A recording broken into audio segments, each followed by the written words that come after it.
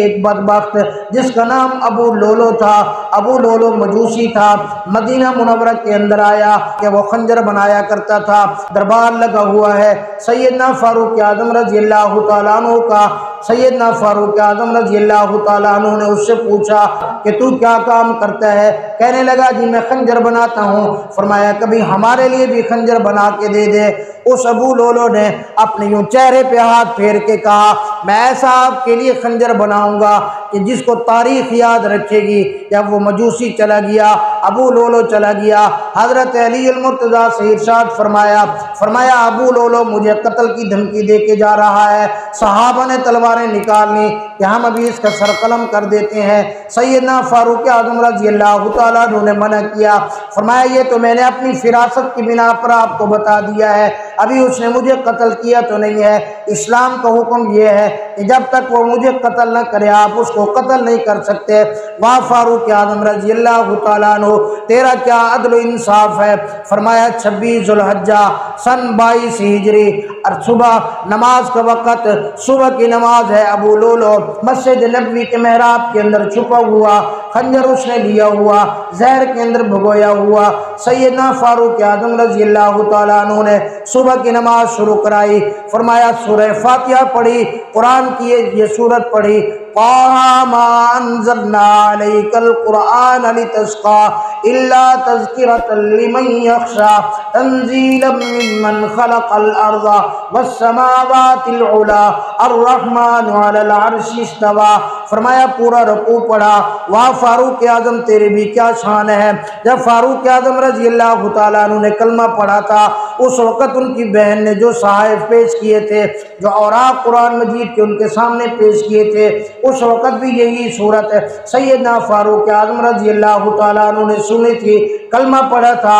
आज आखिरी वक़्त शहादत के वक़्त भी यही सूरत की तिलावत है। अबू लोलो निकला, उसने खंजर से हमला किया, खंजर से वार किया।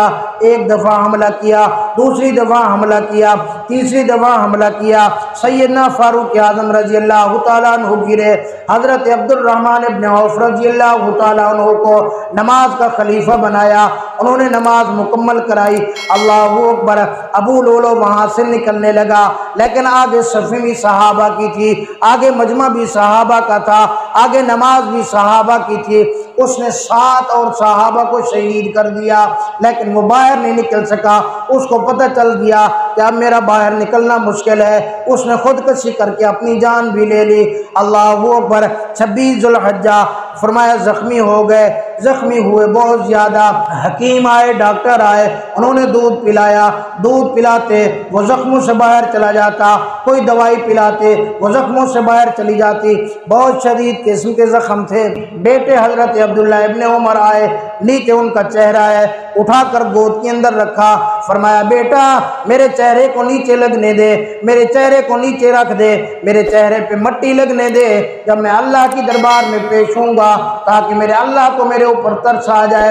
और फरमाया बेटा जा अपनी अम्मा ऐशा सिद्दीक़ा रज़ियल्लाहु तआला अन्हा के पास जाके उनसे पूछ किया अम्मा तेरा बेटा उमर इब्नुल खत्ताब अपने यार मोहम्मद मुस्तफ़ा सल्लल्लाहु अलैहि वसल्लम और अपने यार सैयदना अबू बकर सिद्दीक़ रज़ियल्लाहु तआला अन्हु के पहलू में दफन होना चाहता है, पहलू में दफन होने की इजाज़त चाहता है।